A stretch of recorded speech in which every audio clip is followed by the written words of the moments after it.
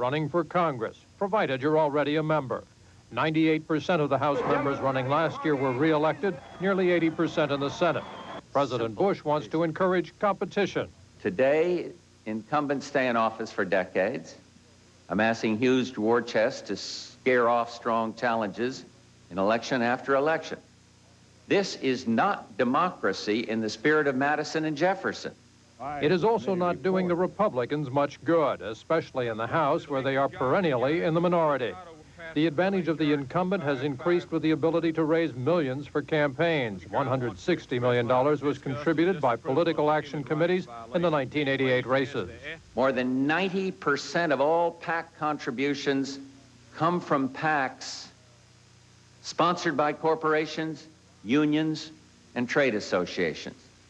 So the cornerstone of this reform, of our reform, is the elimination of those political action committees. Predictably, the reaction has been highly partisan. It has been the Democratic Party that has been talking about election law reform for a long period of time, so we welcome President Bush into the thorny issues. Ironically, Republicans had a great fondness for PACs in the first decade of the post-Watergate reform era. But they now seemed outraged that PACs have the audacity to sometimes support Democratic candidates.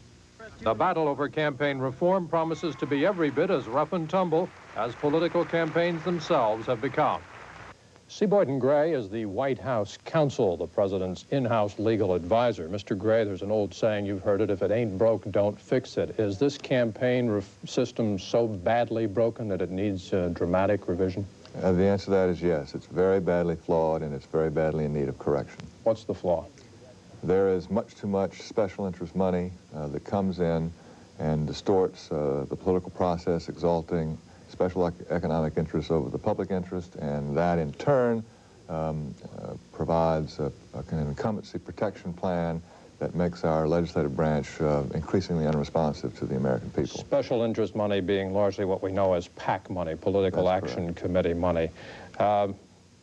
Democrats would contend that what you're trying to do is break their PACs, the union PACs, the trade association PACs. Doesn't that hit them harder than it hits Republicans? If they're saying that they're the party of big business, that's fine with me. Everybody will be treated the same. It will be a level playing field across the board for businesses, trade associations, which are primarily businesses, and labor unions. They're not saying that they're the party of big business. They always say that the Republicans are. They're saying it's the small contributor who puts his money into his union PAC fund as opposed to the big contributor, whom they would say tends to be more Republican. You should get the data from Congressman Banderjack, but I think he will tell you that the Republican Party, as a party, gets its contributions primarily from small donors under $200 or $100, whereas the Democratic Party gets something like 70% of its contributions from donors of over $500. The Republican Party is the party of the small donor.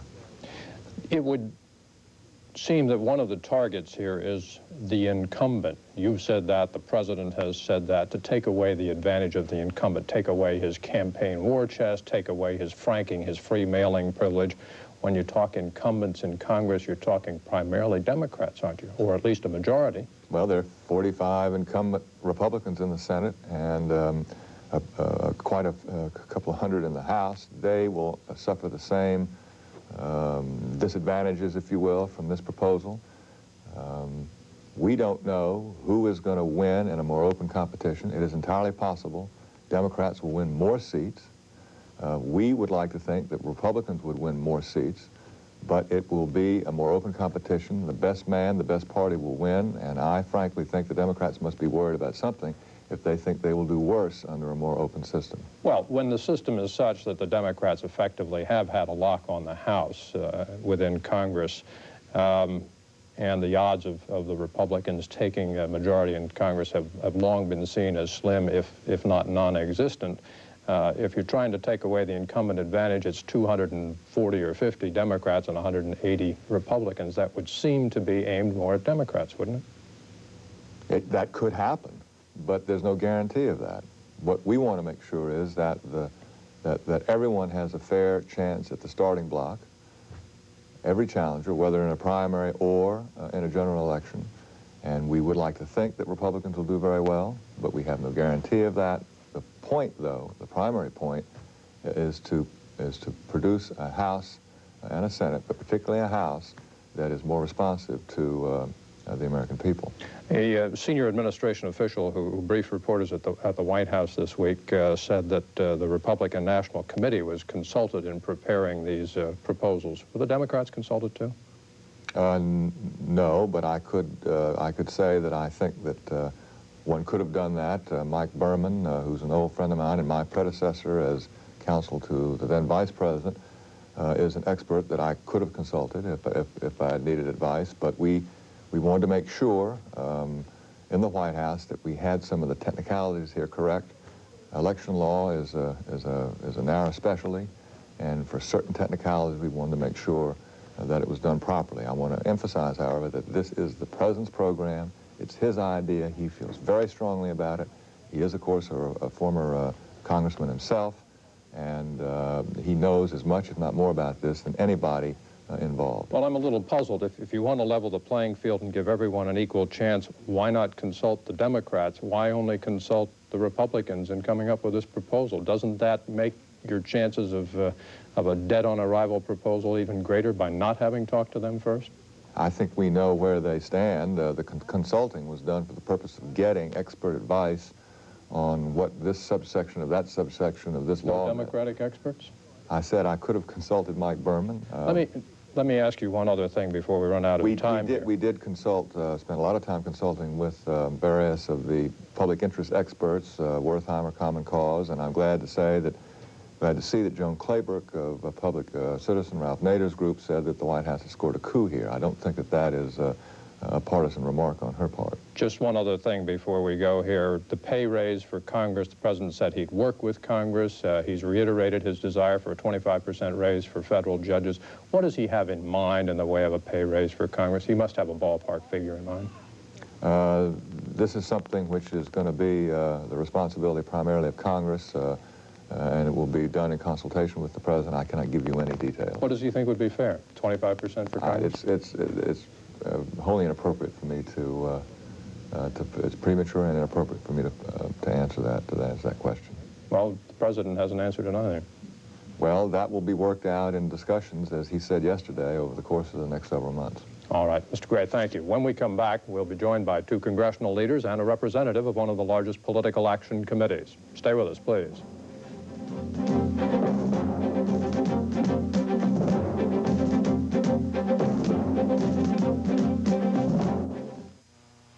According to Car and Driver, there's one car that actually improves with age.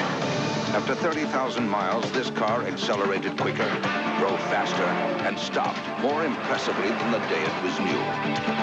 The BMW 3 Series. Other cars get worse as they get older. This one gets better. See your participating BMW dealer for details on new lease and finance options for the 325i. Seriously, what do you think? I think it's a great idea, but how are we going to sell it? Oh, that's nice. Apple Computer has brought together a revolutionary set of tools This looks great. that will help you express your ideas more powerfully than ever before. Apple Desktop Media. The best way to make a great idea fly. Why do so many informed people read the Christian Science Monitor every day? Because it gives both sides of an issue and takes the time to get the facts straight. Now you can discover how the Monitor, the Pulitzer Prize-winning daily paper, reports national and world news accurately and candidly. Now get the Monitor for 1 month free. Then if you'd like, get 2 more months, 3 in all for just $18. Save 50%. Monitor the world now. Start your 1 month free subscription to the Monitor. No strings attached. Call 1-800-257-1257. Sunday, where can you ride restored antique trolleys, spend the night in a quaint country inn, and perhaps catch a glimpse of George Bush, a retreat fit for a president on CNN's Travel Guide, 11:10 a.m. Eastern, Sunday. Joining us now, Congressman Beryl Anthony, Democrat from Arkansas, who chairs the Democratic Congressional Campaign Committee. Republican from Michigan, Congressman Guy Vanderjagt, who heads the Republican Congressional Committee, and Steve Driesler of the National Association of Realtors. Let me start with the congressman first. Boyd and Gray at the end of the last segment talking about the pay raise for Congress, which the president favors but gave no specifics to. What kind of a number is acceptable? What kind of a number, percentage would you like to see, Congressman Anthony? Well, I think the public would not accept a large number, and I think the public would only accept a number phased in over probably 3 to 4 years. Probably would not accept it unless we voted on it in public so that they could take out their displeasure if they wanted to defeat us if we voted for too large an increase. Personally, I think it ought to be 30% phased in over 3 years with the elimination of honorary as part of it. Congressman Vanderjagt, that sound about right? I certainly favor the elimination of honoraria. Not that they're all bad, but I don't know how you draw the line between good honoraria and bad honoraria, so the simplest thing to do is eliminate it. I agree totally with Beryl that the public simply would not stand for a large pay raise. I totally agree that whatever pay raise there is ought to be phased in, and not a dollar of it should take effect until the next Congress, until there's been an intervening election. And even then, I'm not sure there ought to be any pay raise. On that rare note of bipartisanship, let's turn to the campaign reform. Mr. Driesler, the National Association of Realtors, a big PAC contributor. How much do you put into congressional campaigns, say, in the 1988, and whom do you give it to? We raised and spent approximately $5 million in the last election cycle, and we spent about 53% of that for Democrats and about 47% for Republican members of Congress, both in the House and Senate. And what do you get in return? Good government. We support candidates who are concerned about housing affordability, concerned about issues that affect the 800,000 realtors that we have nationwide, plus the millions of American homeowners out there. Congressman Vanderjagt, $5 million from one PAC. Is that too much influence for one organization? The perception in congressional elections is that when you add up all of the special interest PAC money, that congressional elections are awash in special interest PAC money, when much more than half of the cost of congressional campaigns come from PACs that by nature have a special interest. I'm not sure that that's healthy, so... what do you mean awash, that one side... Well, for example, 160... no. That there's special interest PAC money slopping around in congressional elections. That sense of wash. $160 million of PAC money went into congressional elections. I think that's too much, and I think we need to get a little balance back and reduce the total amount that PACs can contribute in the equation, raise what individuals can contribute in the total equation, and raise what the political parties can. If you increase individual giving, increase political party giving, that reduces the total amount that comes from special interest PAC money by the equal percentage, and I think that'd be healthy. Congressman Anthony? Well, you've got to understand that political action committees are made up about people that are concerned about government. Their average contribution is probably under $30. You've also got to remember that there is a legal limit of only $5,000 per election that they are allowed to contribute. So while Guy talks about the total of $160 million, you've got to understand that that's made up of some 5,000 political action committees that have chosen to get involved in the political process. There's still a limit of only $5,000 per election cycle, so if you have a general and then a primary, that's $10,000 max that a campaign can receive from a political action committee. But in total, as Mr. Vanderjagt says, there's a lot of money out there. Yes, a lot of money. Too much?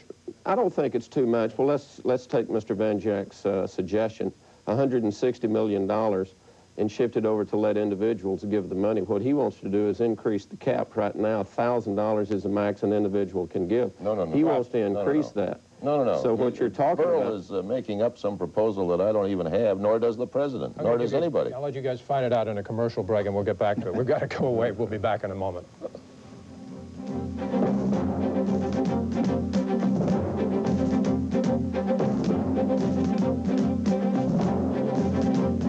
Enjoy your trip. Thank you.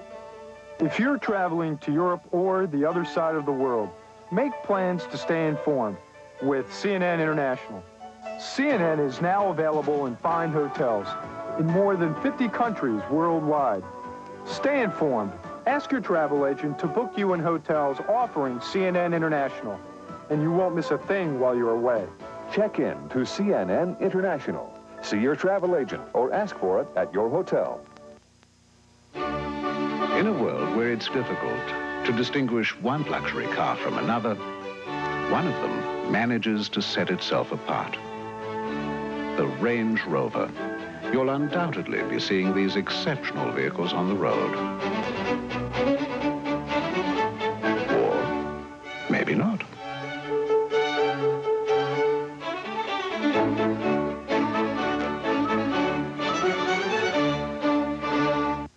Seriously, what do you think?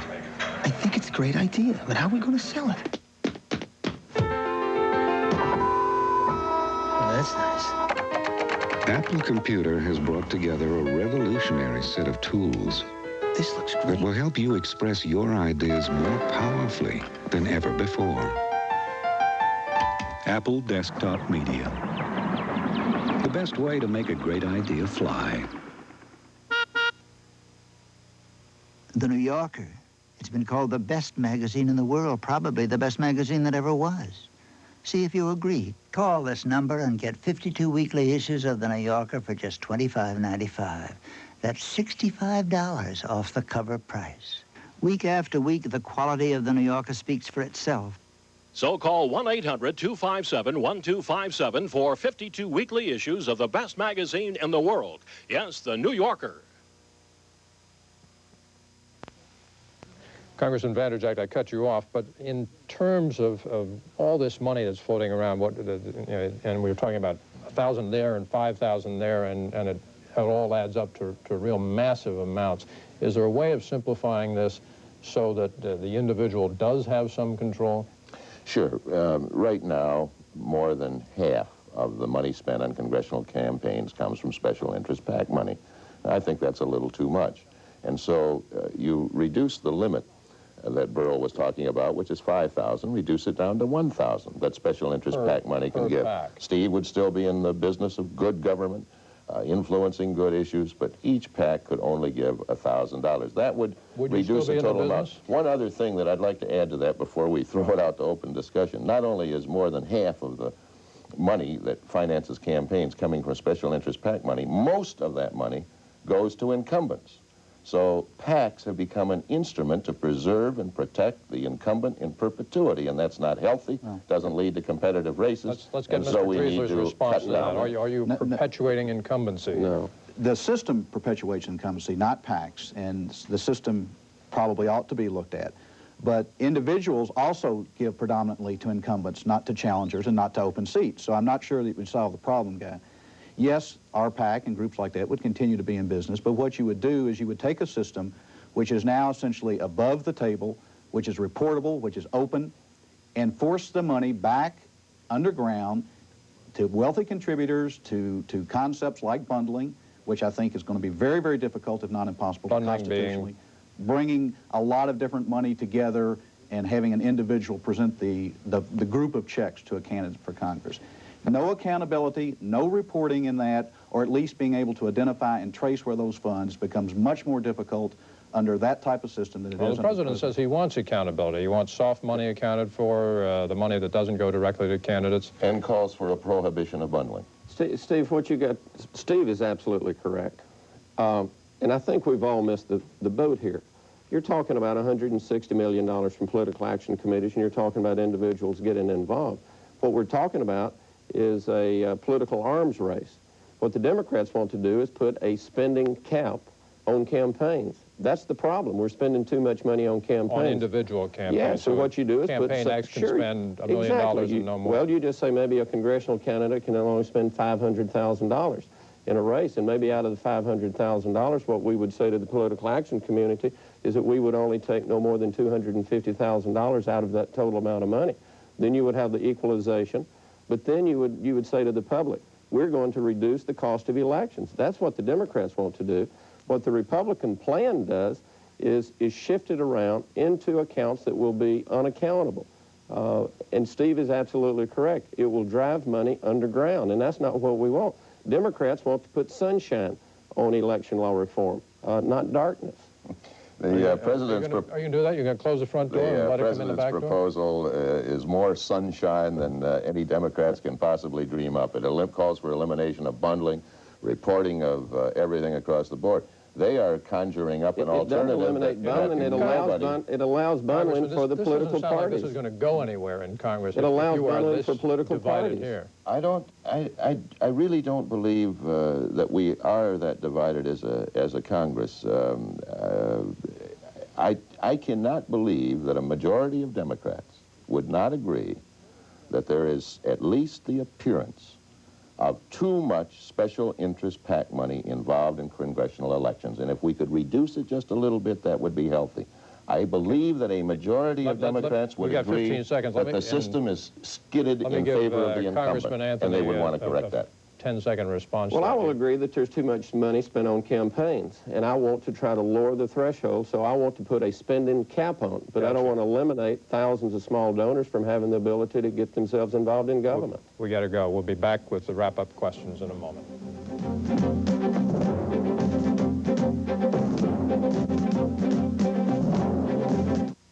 From the pages of maritime history comes one of the last sailing vessels of her kind. The HMS Bounty is once again setting sail on the high seas, bound for a port near you. So come aboard, walk the decks with Fletcher Christian and Captain Bligh, gaze aloft, taste the salt air, and sense the adventure that is the Bounty. It's all part of the Turner Broadcasting Maritime Movie Tour, sponsored by Long John Silver Seafood Shops. The tour gets underway July 12th in Boston Harbor. Yes, it's that fabulous, funny face. When Lucille Ball laughed, we laughed. When she cried, we laughed. No matter what she did, we laughed. It's no wonder I Love Lucy is one of the most popular comedies in TV history. Get in that show if it's the last thing I do. Own I Love Lucy, the collector's edition, uncut and professionally restored. Available on video cassette exclusively from the CBS Video Library. Order your first 3-episode cassette for only $4.95. Enjoy Lucy at her side-splitting best. No, let me have it. Okay. Clowning around. Stomping more than grapes. Watch the Queen of Comedy earn her title again and again. Order now and you'll get the I Love Lucy book free. Have your credit card ready and call the number on your screen now. Credit card orders only, please. Did you ever see my imitation of a Pekingese? A Pekingese? Tonight, President Bush honors Old Glory in the shadow of the Iwo Jima Memorial, while allegations of a homosexual prostitution ring bring disgrace to Washington. On CNN's Capital Gang, 7 Eastern tonight. There are several other things that the president's proposing here. One is an end to gerrymandering, the awkward redistricting to one candidate's or one party's advantage. Democrats think that's a good idea too, Congressman? Well, I think district lines ought to be drawn in a fair and equitable manner. Democrats don't have any difficulty with that. It's going to be hard to sit down and draw up standards that's going to comply with 435 different districts, but on policy, sure, we agree.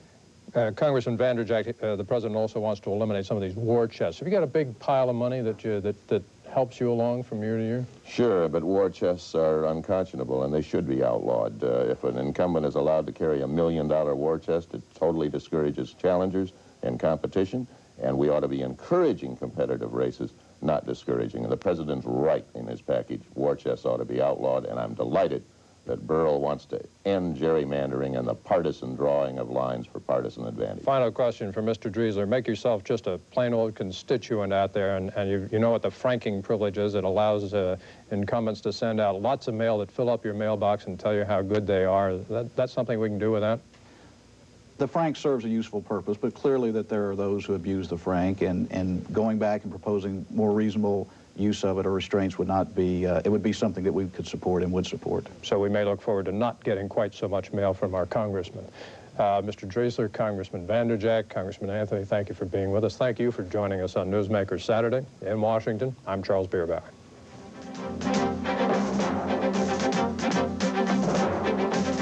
If you would like to comment on this week's program, write to Newsmaker Saturday, care of CNN, Post Office Box 2063, Washington, D.C. 20013.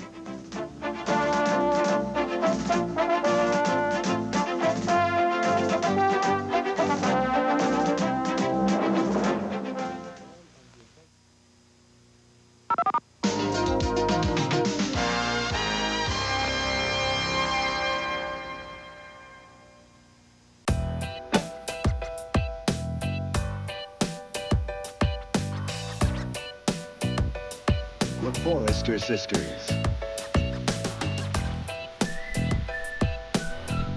Their beautiful voices brought them 5 #1 records. And now their warm family harmonies bring special meaning to your most cherished song.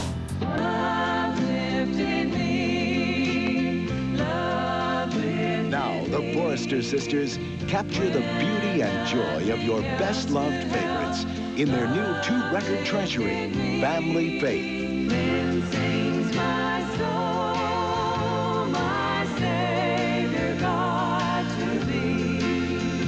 On the wings of a snow-white dove, he sends his... You'll love their pure, sweet voices. So I'll cherish the old rugged cross till my trophies at last I lay down. Turn your radio on and listen to the music in the Share the joy of this special 2-record treasury. But this beautiful Forrester Sisters collection is not sold in stores. Please stay tuned to order.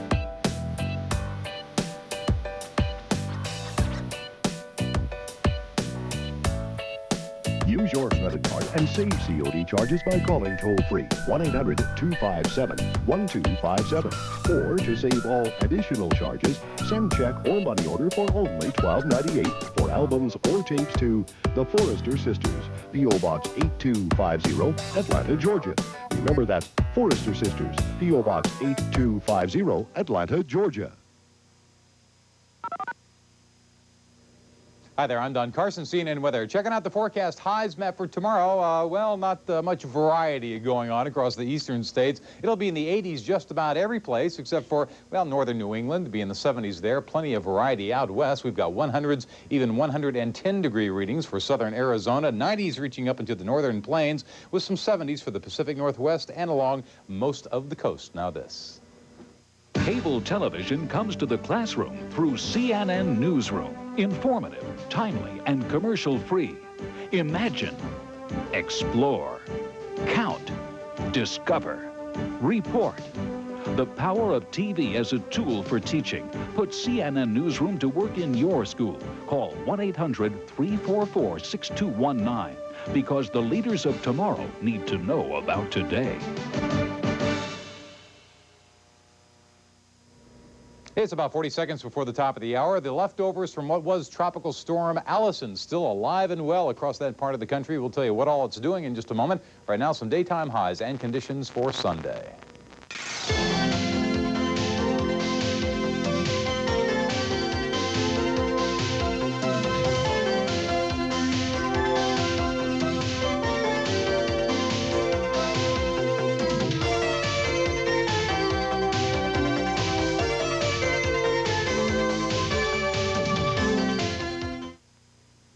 This is CNN, a network of Turner Broadcasting System.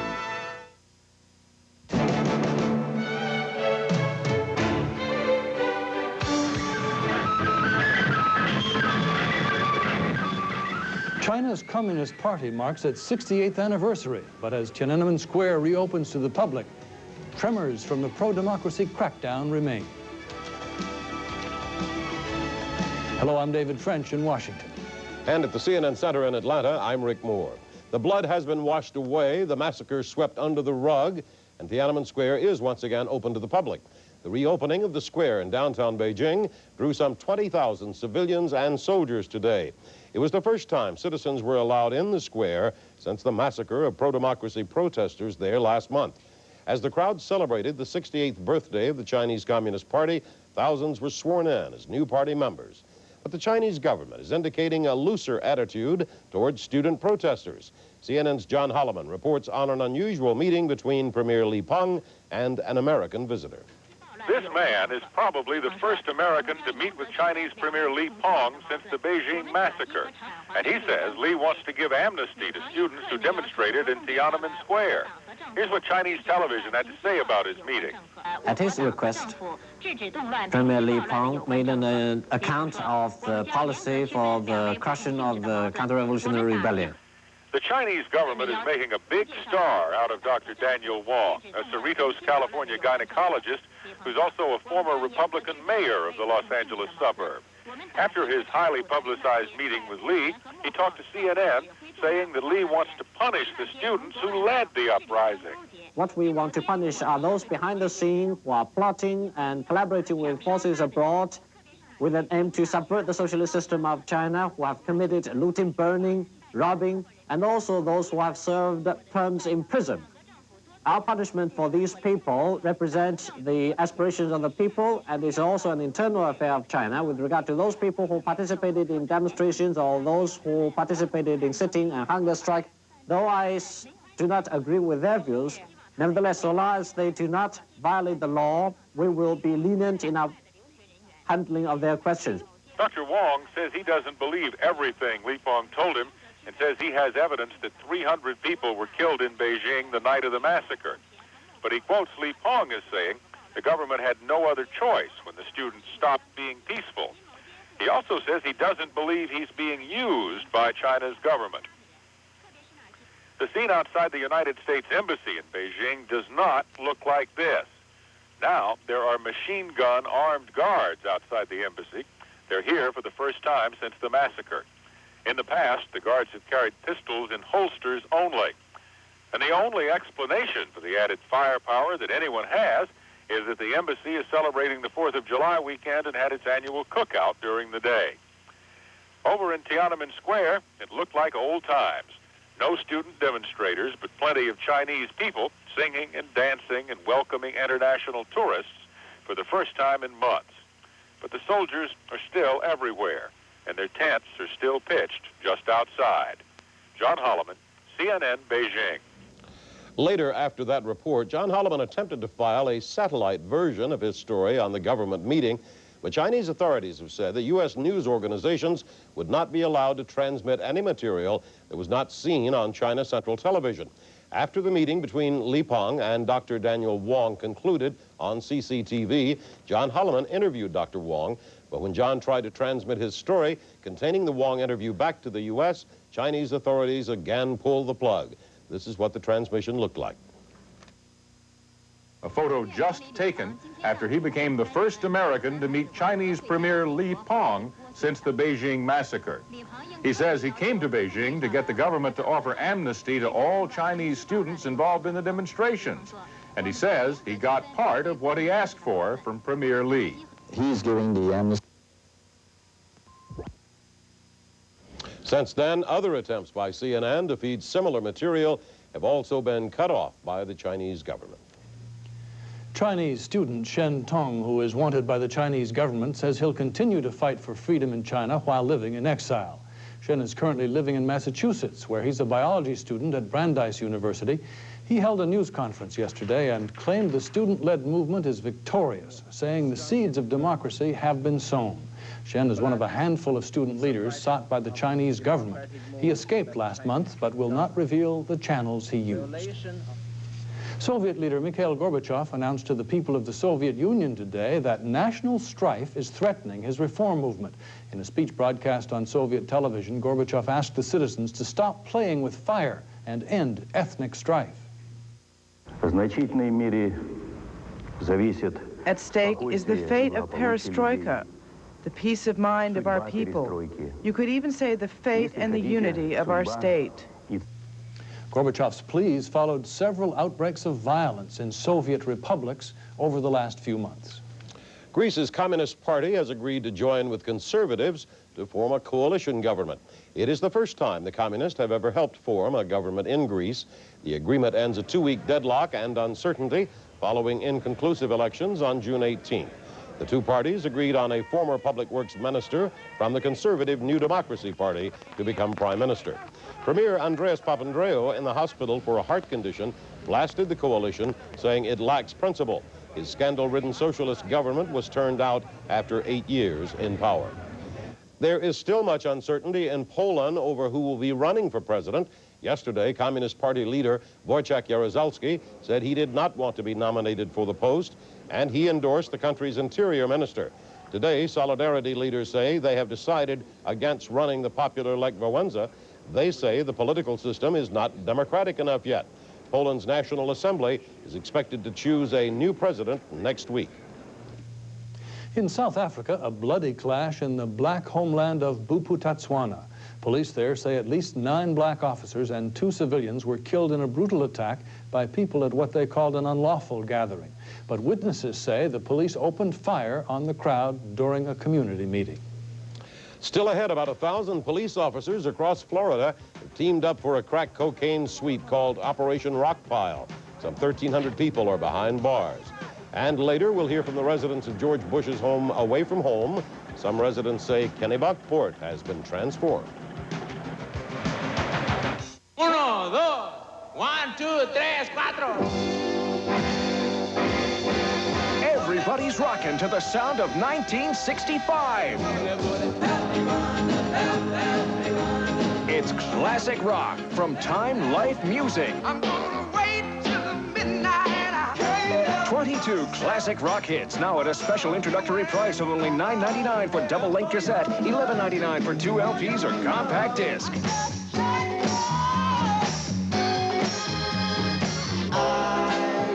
After you purchase 1965, you'll have the opportunity to audition other great albums from Time Life's classic rock.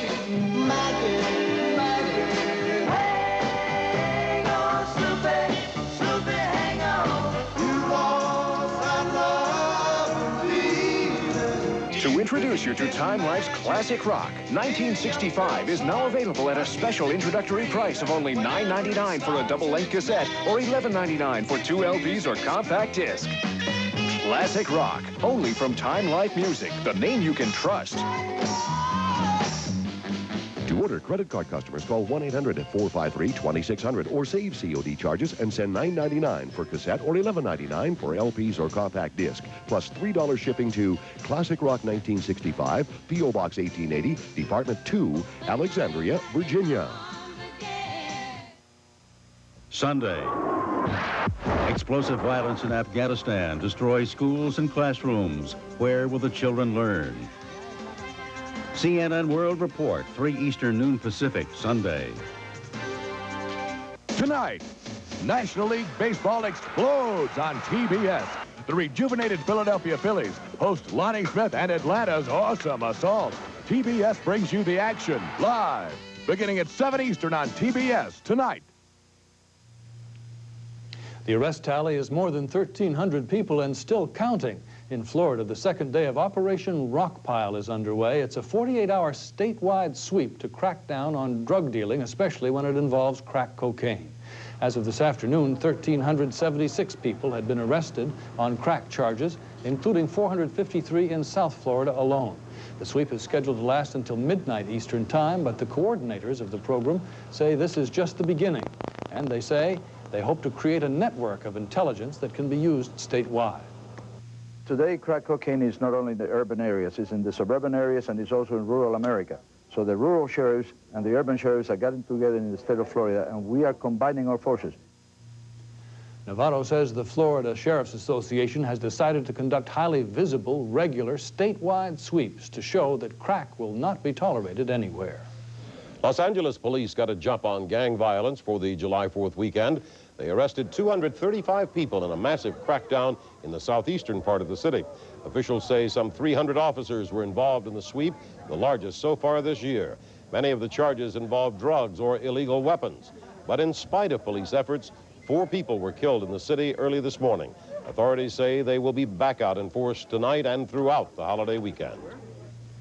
The rain is easing up a little in Texas, but floodwaters still are rising across the eastern part of the big state. Emergency officials in Liberty County say the worst could be yet to come for subdivisions near the Trinity River and Lake Livingston. As many as 2,500 people already have floodwaters surrounding their homes. This is the second round of flooding to hit the area in a month, and flash flood warnings also are in effect in other parts of Texas. And the water and the rain just moving east. Here's Don Carson with our complete weather update. Okay, Rick, what was Tropical Storm Allison? No longer a tropical anything, but still alive and well, spreading just an awful lot of rain across this entire area. The hardest hit area, west central Louisiana. Most areas across that part of the country between 15 and 20 inches of rain over the last 5 days, and some areas even outdid themselves. Winfield, Louisiana, 26.5 inches of rain over the last couple of days. All of that from Allison. That's a lot of rain falling in a relatively short period of time in any one spot. Anyhow, we do have flash flood watches out not only for Louisiana, not only for eastern Texas, but all the way across parts of Arkansas into, I mentioned Louisiana, into western Tennessee and also Mississippi, and we'll probably be seeing some before too long over Alabama. Let me show you why. As we look at the radar right now, there's a whole lot of raining going on over Alabama at this particular moment. Some great big thunderstorms from Mississippi.